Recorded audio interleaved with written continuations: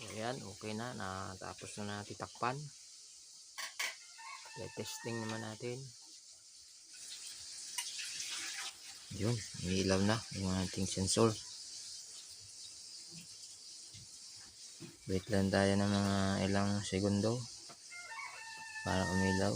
Ayun, ilaw na. Ang lakas.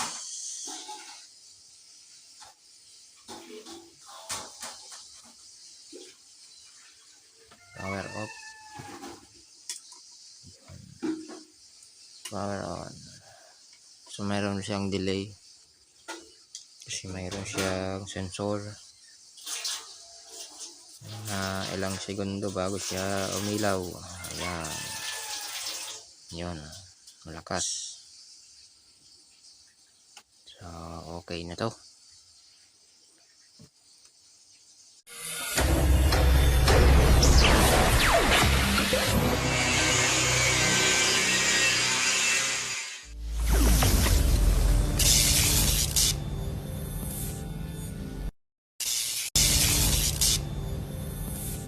Good day again mga kasular. Ngayon po pala ay mayroon tayong check upin na isang solar light. So ito ay medyo may kalakihan ng konti. Hindi daw ito umiilaw. So uupirahin muna natin para malaman natin kung ano ang sakit nito. So operahin na natin, baka maupira pa ng iba.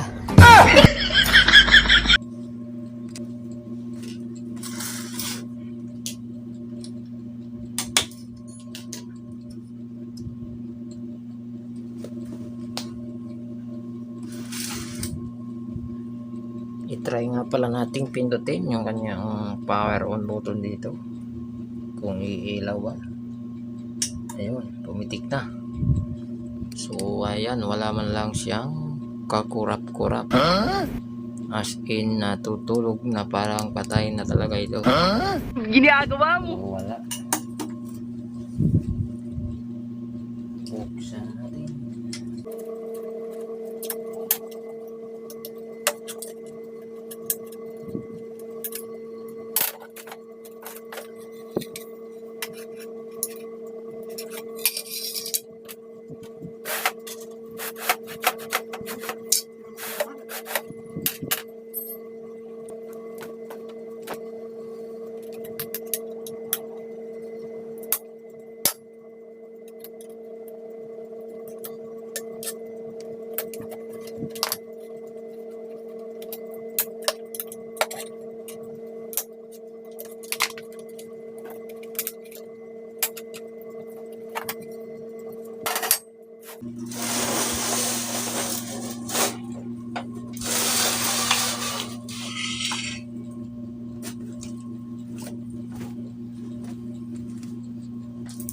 So ayan ang kanyang battery.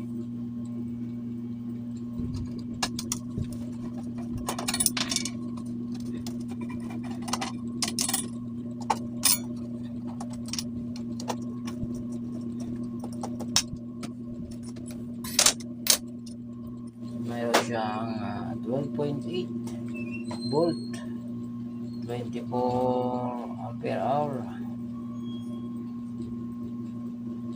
So 12 volts pala ito.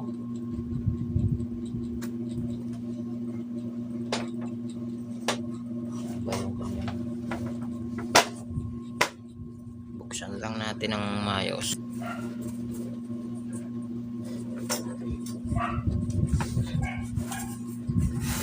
So ayan ang kanyang laman sa loob. Mayroon siya controller.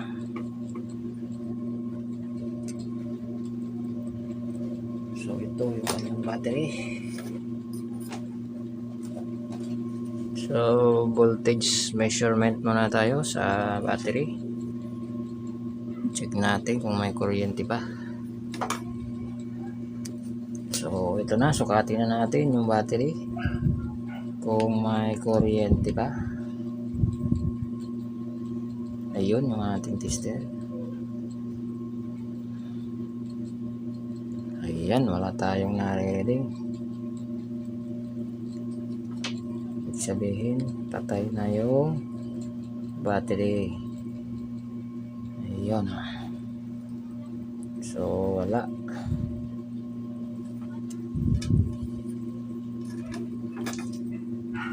Ibig sabihin, hindi na siya tumatanggap ng kuryente. So, bihira namang masira yung ating controller. Mas madalas masira yung battery. Buksan po natin itong battery para makita natin kung anong klaseng battery ang mayroon dito. So, ayan.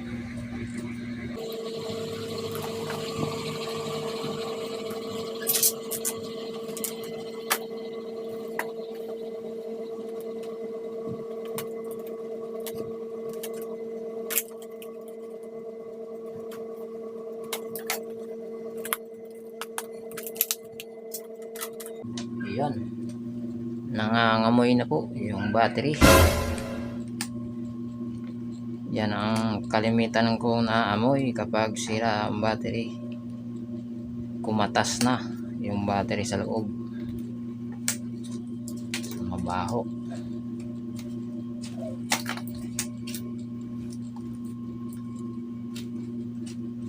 Na overcharging.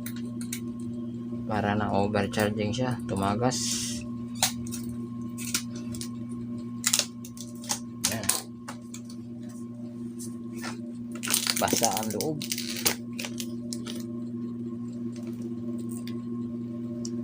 Baho. So, ano pala to? 32700 model. Ayan o. So, check natin kung ilang piraso. So, ito po ay pwedeng i-upgrade ng battery para mas matagal malubat.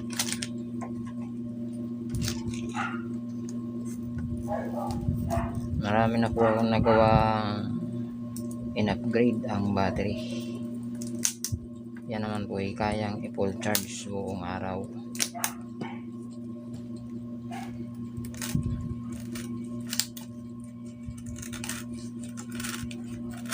Buksan lang po natin ha. Medyo may katigasan. Yan. 12 volts pala to. Base doon sa kanyang specs.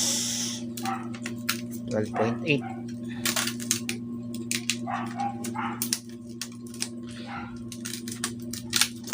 Wow, tigas.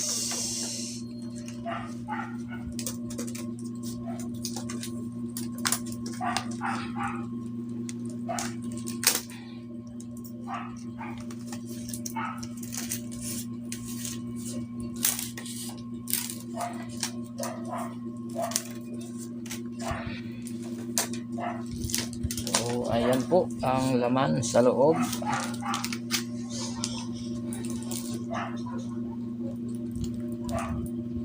Ayan o. Nasaan kaya ito? Oh, BMS niya ay nasa gilid. Ayun. So, yan po ang laman sa loob.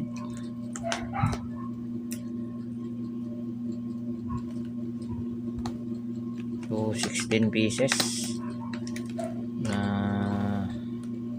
32700 model. Ayan. Mabaho na pong amoy kasi tumagas na po ang battery. Ayan o. Malagkit na. Kumbaga parang nag-umido na po yung battery. Mapapansin po natin yung kanyang balat. Medyo umigting na. Kasi parang ano siya, lumubo. Ayan o. Kumatas. Para bang na overcharging. Ganun. Yan o. Kumakatas na siya. Lagkit.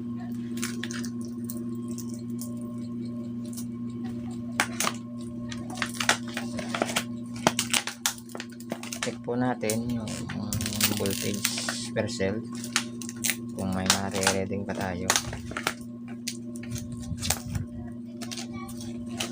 Medyo babaklasin lang po natin, hindi natin ma-check pag hindi babaklasin. So, papalitan lang po ito ng battery, panibagong wrap na lang po ang gagawin natin dyan. Yan o, wrap na lang ng panibago. Sana yung BMS ay hindi sila. Ito po yung kanyang BMS, battery management. Yan.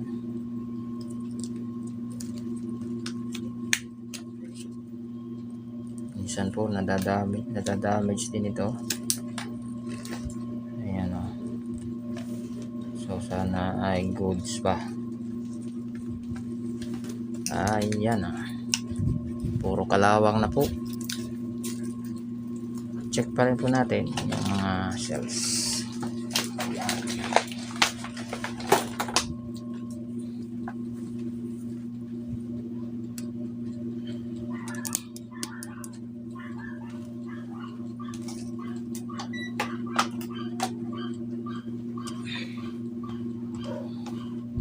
Check natin yung unang cells. So, zero voltage. Pag nagsukat ka po dito, nakaparallel po yan. So, same na, wala ng voltage lahat yan. Yan. Yan. Yun, may konting paggalaw. Zero voltage.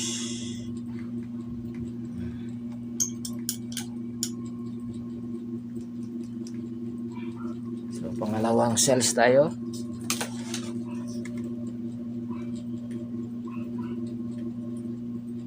So, ayun. Kita ba yung ating tester? Ito. Dot natin ang matin. So, yan. Zero voltage. Nakaparallel po yan. Papunta dyan. 1, 2, 3, 4. So, zero voltage. Bagsak na po yung ating battery. Pangatlong cell. So, ayun. Mayroon tayong 2.8. So, same po yan. Isang hanay. Nakaparallel din po yan. So, mayroon tayong 2.8 sa pangatlong cells. Sa pang-apat.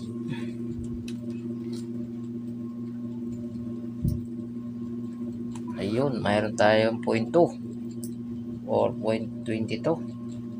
So, bagsak pa rin po ang voltahe. So, battery problem na po ito. Kita naman sa itsura. Wala na. Pati natin ang progress. So, wala na tayong ma-reading. So, ayan po. Base po sa ginawa nating pag-check ay battery problem po ang result. Ayan. So, palit battery po ang solusyon dito. Gagamitan muna natin ng pang testing ko na battery dito. Papailawin natin.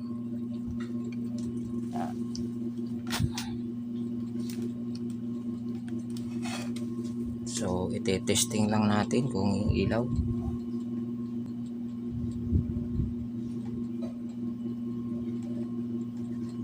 Para malaman natin na good pa yung ating controller. So, yun. Umilaw na. Ayan, kita naman.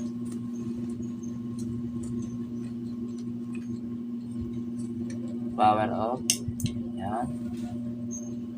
Power on. iilaw yung ating sensor. Mga few seconds, iilaw na uli yan. So, battery problem. Yun lang ang naging problema. Goods pa yung ating solar controller, yung nakalagay sa likod. So, ayan. Pero, so, okay yung ating controller, yung ating ilaw, yung ating LED dyan. So, battery lang talaga ang problem nito. Okay.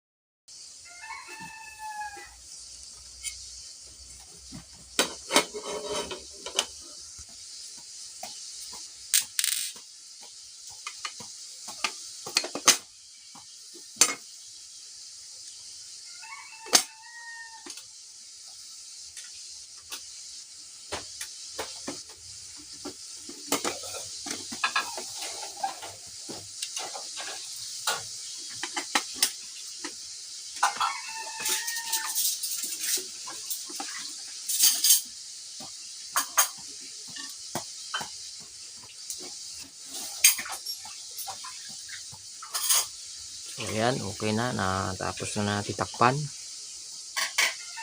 Testing naman natin. Switch natin yung power button. O switch button. Ito. Yun, ilaw na yung ating sensor. Wait lang tayo ng mga ilang segundo para umilaw. Ayun. Ilaw na. Ang lakas.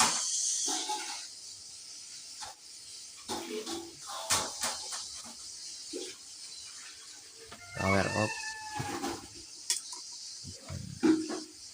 Power on.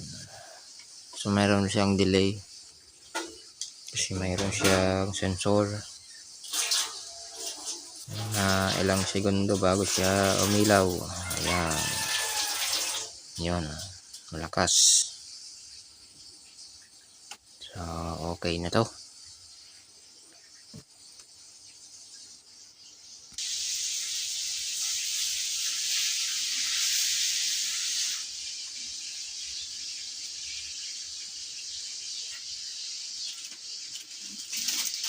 Ayan, maliwanag siya. Na-reflect lang sa camera kaya parang malabo. Pero maliwanag siya sa personal.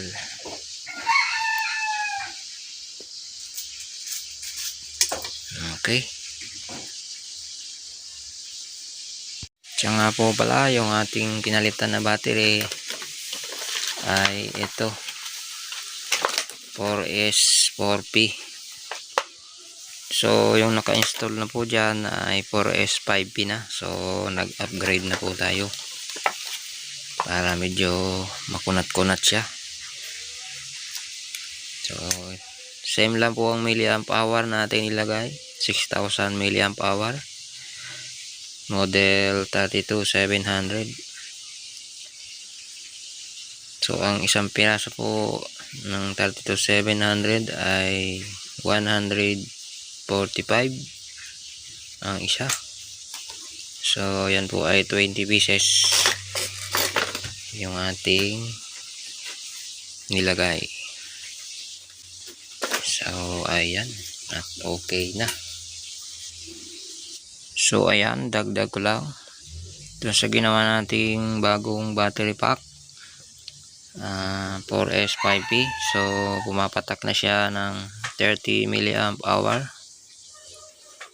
So itong luma ay 24 milliamp hour lang ito. So ayan.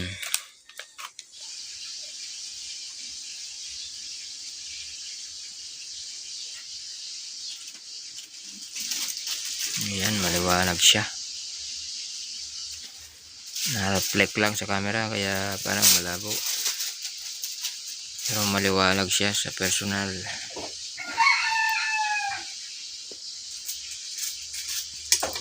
Okay.